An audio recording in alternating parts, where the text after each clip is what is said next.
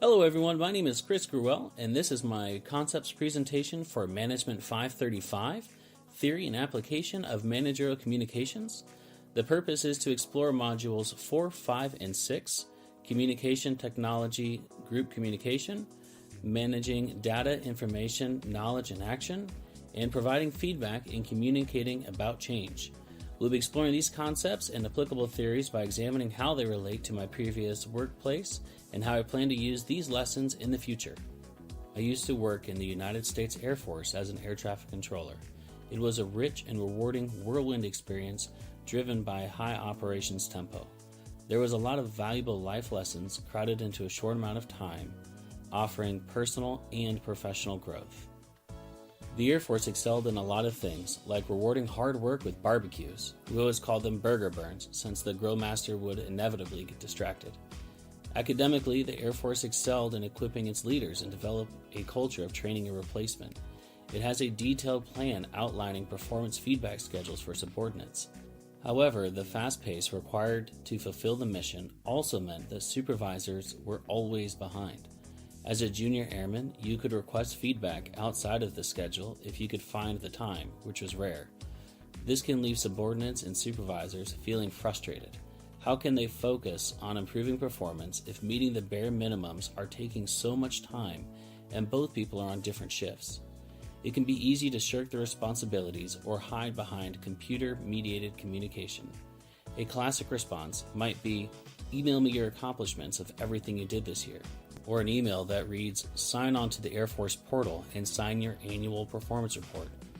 An entire year's accomplishments combined, twisted, and compressed into a single line achievements with the same pattern: action, impact, result.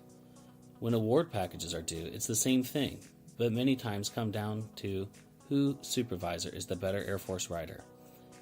It can be very disheartening, and you may promise yourself that you will do better as a supervisor. Fast forward a couple years and you find yourself in the same cycle. Not by choice, but by the nature of the tempo, lack of personnel, or conflicting schedules. I am now in the civil sector. No more feedback and appraisals communicated through email, right? Nope.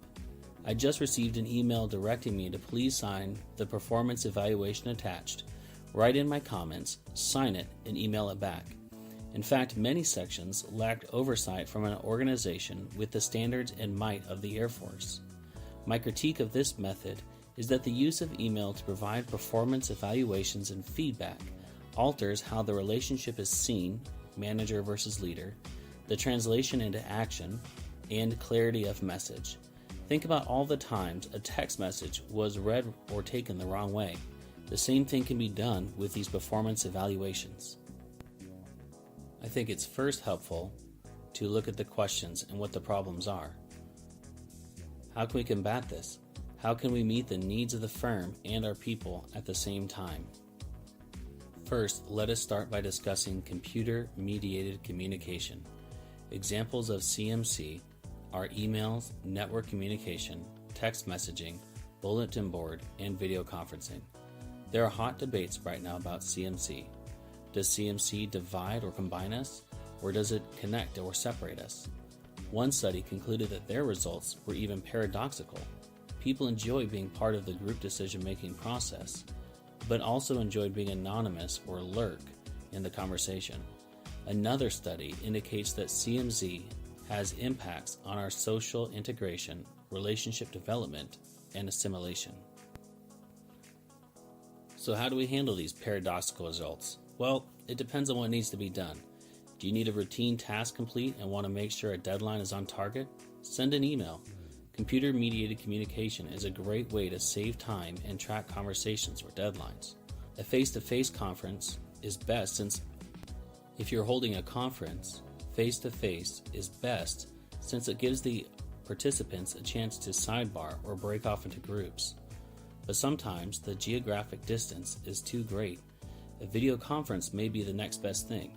Just realize that the pace and effectiveness will also be effective since all conversation is funneled through a single channel. Want to improve performance and provide feedback? Take the time to talk to them face to face. 1 minute feedback to either correct or encourage behavior is better than waiting to compile feedback in my experience. Again, this may not be feasible when the offices are too far apart. In this case, what do? An email is okay, a phone call is better, a video chat would be best.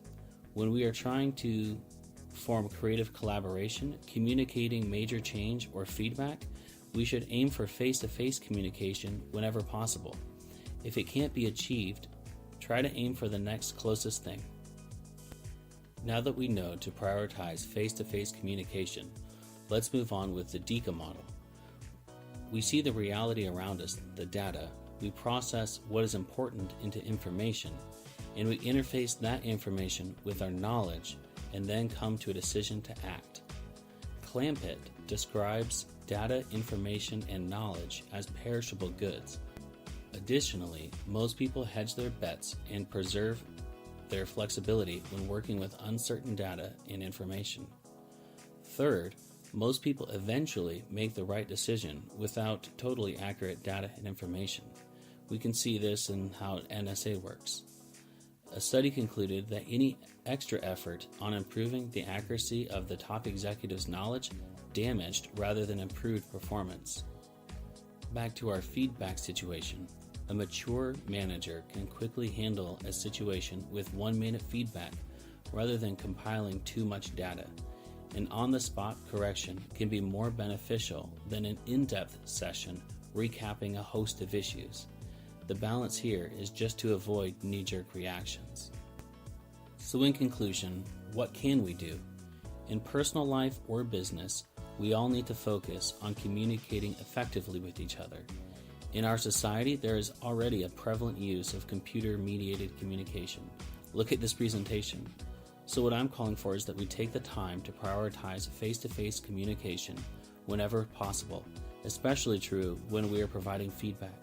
The best feedback is timely, so don't let it build up and wait to drop a giant knowledge bomb off at once. Remember that data, information, and knowledgeable are perishable, so on-the-spot corrections work best for small improvements. Just try to avoid those overreactions.